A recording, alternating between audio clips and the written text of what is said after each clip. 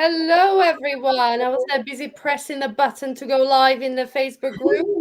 And let's quickly get into it. Welcome to another live Q&A with the amazing Anna Nikipirowicz. She's here to talk to us about Tunisian crochet, mosaic technique, and stranded technique, all into one brewing pot of amazing crochet techniques. So thank you so much, Anna, for joining us and for your amazing presentation.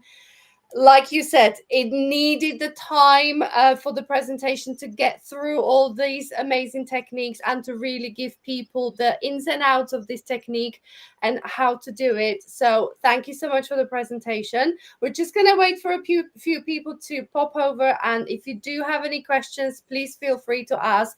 And I am so gutted that we have got such a short time to talk to you, but yeah, how are you? I'm fabulous. Thank you so much, and thank you for everyone who watched the presentation. I only just learned how to Tunisian simple stitch, but we'll definitely come back to this presentation when that's so nice. Seriously, Tunisian crochet is amazing, and simple stitch is my favorite stitch. It's the beginning of everything, you know. It's just it's a beautiful stitch, and it's great for stranded and mosaic and everything else. So yeah, carry on with it. You will love it. So it's something I have always stayed away. I've done loads of swatches of Tunisian crochet, like just not color work, but just Tunisian crochet. And I always love it when I'm swatching it, and then I get scared and then don't go any further. And so if anyone watching feels like that too, this is your sign, because I'm going to do it now. I'm committing to this. This is your sign to take it forward. Watch Anna's, because there's so much content in it. Watch that video again and just really get into it. Just practice. You know, everything is about practice. You're never going to get good at anything without practicing. As with everything, you know, it's perseverance and practice. What I will suggest also is using a bigger hook, because Tunisian crochet is a lot tighter than normal one. So do use a bigger hook for your yarn. So either half a size or a full size bigger than your yarn. So let's say if you're using a double knit, use a 5 mil crochet hook. Crochet hook, definitely. Oh, thank you, Kim Smith. Thank you so much. You're reading at the same time. You're jumping ahead. Let me put so amazingly talented. Sorry, I'm just reading here. And this is right. Hannah's saying practice makes progress, and this is the theme that we've had throughout the whole of the afternoon so far. Is that just have a go, just try. Don't expect to be perfect from the very first go, because it doesn't matter if you are or you're not. Just try. So we've got questions. Questions. I've gone all blurry. I'm just going to put my hand there and then put back. Sorry, there we are. Does Tunisian mosaic use more yarn than regular mosaic? And number 2, can you do Tunisian mosaic with the, I'm assuming that's not knowing, Tunisian knit stitch? That's right. Yes, you can. So basically, let me answer the second one first. So you will use your TKS instead of simple stitch. But obviously, you need your treble, your US double to go down. So it needs to be taller. But you can replace your simple stitch with TKS. Be very careful, because TKS create a lot of bulk and curl. It's a very bulky stitch. So do be very careful and bear that in mind. Does Tunisian mosaic use Moyane? Well, so Tunisian mosaic, inset mosaic, and overlay mosaic both use more yarn than a knitting mosaic. So yes, so I would say it does. Yeah, I don't think it uses as much yarn as inset in crochet, but yes, they're yarn hungry. Yes. Yeah. I think all these color work things are, though, aren't they? It's you know, when you're carrying, it eats up the yarn very, very quickly. Yeah. I like that when you say yarn hungry. I like that. Yeah, and who needs an excuse to buy an extra ball of yarn? So do you know what I mean? I know. Oh, Sandy said, I hope you keep it on your YouTube channel, Anna, because Chrome was flunking out just as things were getting interesting. Oh, sorry about that. So Sandy, it will be there. Don't worry, it will be there. Don't worry. Sandy, if you're viewing on the free version, it will be here until the end of the summit, and then Anna can decide to do with it whatever she wants to. But if you upgrade to the VIP version, the ad-free version of this will be in there forever for you. So if you desperately want it, that's the version that you need to get for it. Yes. There we are. Oh, and lots more. Joanne saying, great presentation. Thank you. Mosaic and Tunisian magic. Can't wait to practice. I must admit, thank you, Joanne. Yeah, when I saw it, I was like, oh, I love mosaic. I love regular crochet mosaic. And then I was like, oh, maybe I could. Maybe I could. You could. It's amazing. I love mosaic. I love mosaic anyway, but yeah. Elaine saying, can you give some recommendations for the type of Tunisian hooks to buy? Not specific brands, but quality and features. Right. I like the interchangeable ones. Let me just bear with me a second.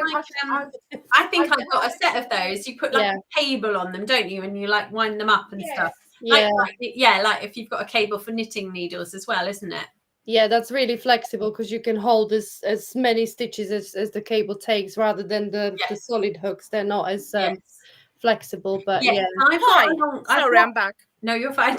I've got some long solid Tunisians, and they're like I find that my arm when I'm. This is maybe why I've not done it. My arm goes funny when I'm doing it because I kind of. Yes. Do you know what I mean? For some odd reason, I don't know what the long ones are. So for some odd reason, for years and years and years, the manufacturers insisted on making just the long Afghan hooks.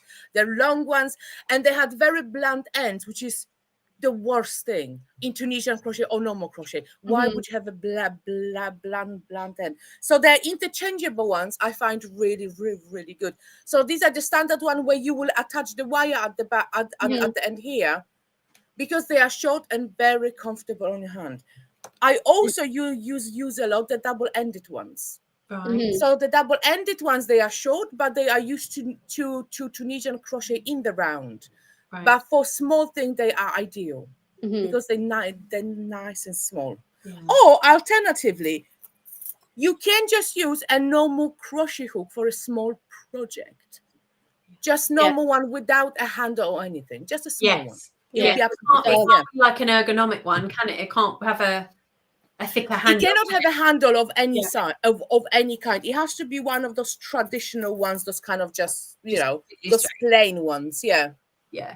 So if someone hasn't tried Tunisian before but wants to have a go but doesn't want to buy a set of Tunisian hooks yet, you can absolutely have a go then, can't you? Yes. Yeah. So use your standard, the cheapest crochet hook without any handles or anything. If you just want to practice, this is ideal. Perfect.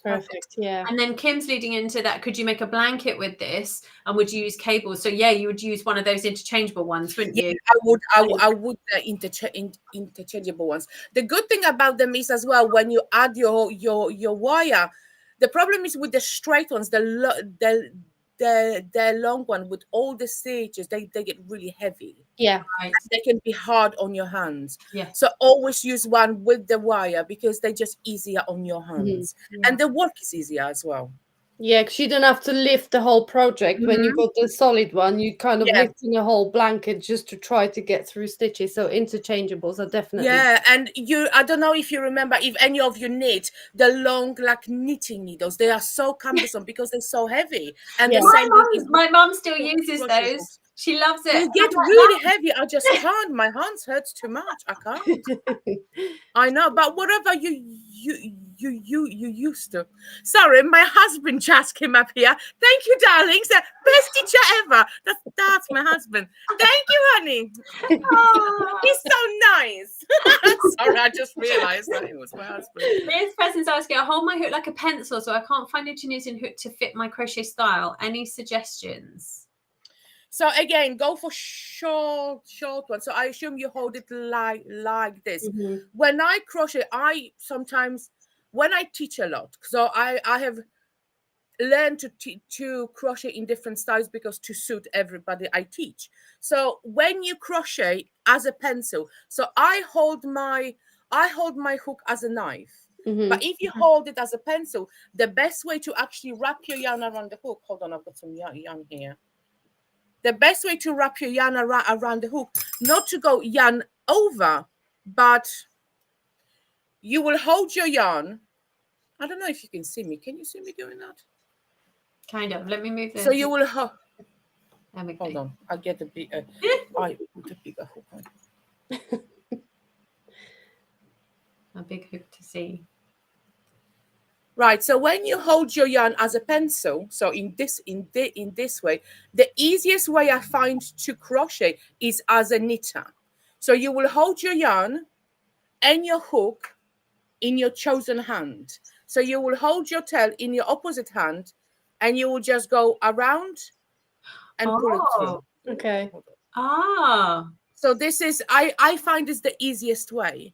Mm-hmm. So you can really get to grips with it. You can get fast in it eventually. Obviously, I'm not that good in that, but you see, you wrap it around, and pull it through. I love so it. hold everything, So hold everything in one hand, and the tail is in the other hand. Mm-hmm. I will, it's practice, but it's worth it because it will really ease it. Because again, when you're holding it as a pencil and you're doing in this way, it's manageable as well. So you can just do this, obviously. That way as well. But then the problem you will have here, so when you're gathering all your stitches, your needle can get quite full. But practice. All I can say is practice. I love Start with small hooks and do it. Yeah, lovely. Oh, Anna, we've run out of time. I'm so sorry. Hold on. Why are we not going to talk forever? I just started Tunisian crochet and I found this fascinating. Something I will aim to do.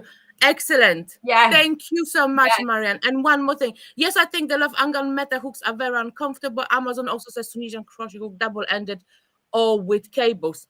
Go for the double-ended small, not the long ones. Never the long ones because they're too long. The small ones, short or the ones with the cable. They get a bit Do you clunky, like wood or metal? Wood. Depending on what you're working with. Amazing. Oh, Anna, thank you so much. Sorry, I'm trying to run. No, you're fabulous. Thank you so much, Anna. If anyone wants to, Anna has got a pattern as a freebie in the whole of the system. So make sure you go in there and sign up and get her on her email list. Get your freebie and then try it out, and then go and find her on social media and tell her you've tried it out. Show her what you're. Please do. I would love this. Please. Yes, come and say hi to me. Oh, brilliant. Thank you so much, everybody. Thank you. And thank you to Hannah and Veronika. Thank you so much for coming. We have one more session for the day to go. It's Sarah So from Ned and Mimi. So pop on over to her YouTube channel, watch that one. It should have just started, I think. Yes. And then come back to us and we'll be doing our final live of the day. So again, thank you so much, Anna. Thank you so much, Anna. Thank you, guys, and thank you, everyone, for watching. Bye.